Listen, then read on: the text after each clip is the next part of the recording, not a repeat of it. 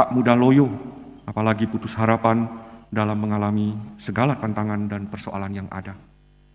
Kita diajarkan untuk tetap bisa berbuat baik dan bermurah hati, sekalipun dimusuhi dan disingkirkan, bahkan diancam untuk dibunuh sekalipun. Kita harus mampu membalas tindak kejahatan dengan belas kasih, tindak permusuhan dengan memberi damai sejahtera, dan tetap mau mengulurkan tangan untuk menolong kendati ditolak. Semoga kita senantiasa dimampukan untuk mewujudkan apa yang telah Yesus ajarkan ini, agar kebenaran firman-Nya makin menjadi nyata bagi semua orang yang berharap kepadanya.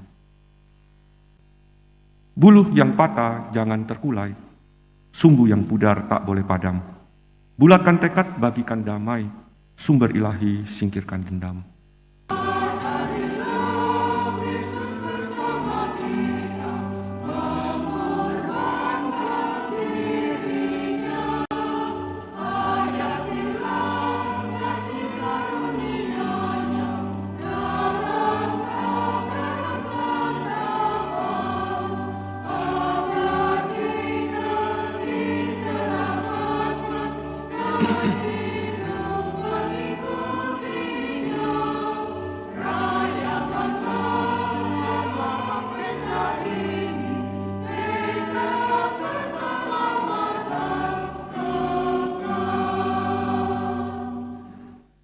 Dalam nama Bapa dan Putra dan Roh Kudus.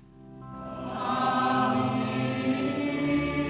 Kasih karunia dan damai sejahtera dari Allah Bapa dan dari Putranya Yesus Kristus bersamamu. Dan bersama rohmu. Para Romo, Frater, Suster, Bapak, Ibu, Saudara-saudari yang terkasih, hari ini tanggal 16 Juli menurut kalender liturgi menjadi peringatan fakultatif Santa Peran Maria dari Gunung Karmel. Namun karena Santa Peran Maria dari Gunung Karmel menjadi pelindung keuskupan, maka disamakan dengan hari raya dan besok akan kita rayakan. Hari ini kita merayakan Ekaristi bersama dalam misa harian. Mari kita siapkan hati sejenak, kita sadari kehadiran Tuhan di tengah kita.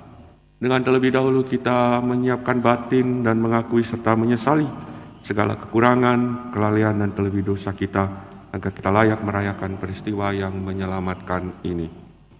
Saya mengaku kepada Allah yang Maha Kuasa dan kepada saudara sekalian bahwa saya telah berdosa dengan perkataan, dengan perbuatan dan kelalaian. Saya berdosa, saya sungguh berdosa. Oleh sebab itu saya kepada Santa Peran Maria, kepada para malaikat dan orang kudus, dan kepada saudara sekalian, supaya mendoakan saya pada Allah Tuhan kita. Semoga Allah yang Maha Kuasa mengasihani kita, mengampuni dosa kita, dan menghantar kita ke hidup yang kekal. Marilah kita berdoa. Allah Bapa yang Maha Kuasa, Engkau telah menegakkan keadilan-Mu dan menyatakan belas kasih-Mu dalam diri Yesus Putra-Mu. Bantulah kami memperjuangkan keadilan dan kebenaran berdasarkan cinta kasih, agar mereka yang patah terkulai hidupnya mendapatkan semangat dan kekuatan baru. Dengan pengantaran Yesus Kristus Putra-Mu Tuhan kami, yang bersama dengan Dikau dalam persatuan Roh Kudus hidup dan berkuasa, Allah sepanjang segala masa. Mari kita dengarkan firman Tuhan. Bacaan dari Nubuat Mika. Celakalah orang-orang yang merancang kedurjanaan dan merencanakan kejahatan di tempat tidurnya. Pada waktu fajar mereka melakukannya, sebab hal itu ada dalam kekuasaannya. Bila menginginkan ladang, mereka merampasnya. Bila menginginkan rumah, mereka menyerobotnya.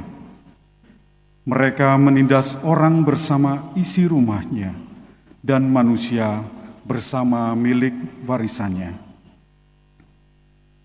Sebab itu beginilah sabda Tuhan, sungguh aku merancang malapetaka terhadap kaum ini, dan kalian takkan dapat menghindarkan lehermu daripadanya.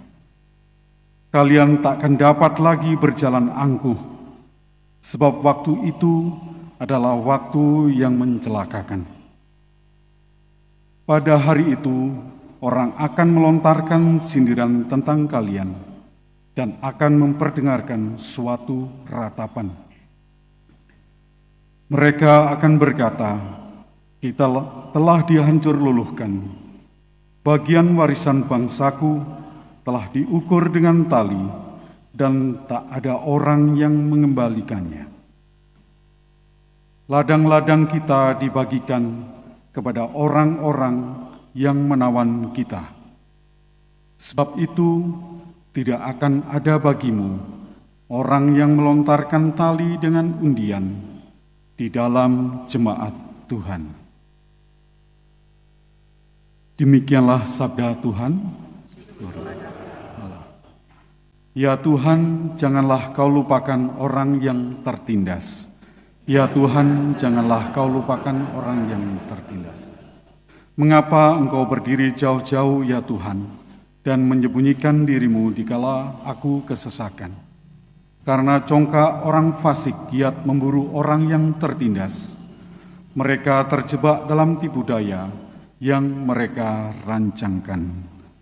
Ya Tuhan, janganlah Kau lupakan orang yang tertindas. Orang fasik memuji-muji keinginan hatinya. Orang tamak mengutuk dan menista Tuhan. Kata orang fasik itu dengan batang hidungnya ke atas, Allah tidak akan menuntut, tidak ada Allah. Itulah keseluruhan pikirannya. Ya Tuhan, janganlah Kau lupakan orang yang tertindas. Mulutnya penuh dengan sumpah serapah, dengan tipu dan penindasan. Di lidahnya ada kelaliman dan kejahatan. Ia duduk menghadang di gubuk-gubuk, di tempat yang tersembunyi. Ia membunuh orang yang tak bersalah. Matanya mengitip orang yang lemah. Ya Tuhan, janganlah Kau lupakan orang yang tertindas. Engkau memang melihatnya, sebab Engkaulah yang melihat kesusahan dan sakit hati, supaya Engkau mengambilnya ke dalam tangan-Mu sendiri. Kepadamulah orang lemah menyerahkan diri, untuk anak yatim Engkau menjadi penolong. Ya Tuhan, janganlah Kau lupakan orang yang tertindas. Haleluya, haleluya, haleluya, haleluya, haleluya. Allah mendamaikan dunia dengan dirinya dalam diri Kristus dan mempercayakan warta perdamaian kepada kita. Haleluya, haleluya, haleluya, haleluya, haleluya. Tuhan bersamamu. Inilah Injil suci menurut Matius. Sekali peristiwa, orang-orang Farisi bersekongkol untuk membunuh Yesus. Tetapi Yesus tahu maksud mereka, lalu menyingkir dari sana. Banyak orang mengikuti Dia, dan Ia menyembuhkan mereka semua. Dengan keras Ia melarang mereka memberitahukan siapa Dia, supaya genaplah sabda yang telah disampaikan oleh Nabi Yesaya. Lihatlah, itu hamba-Ku yang Kupilih, yang Kukasihi, yang kepadanya jiwaku berkenan.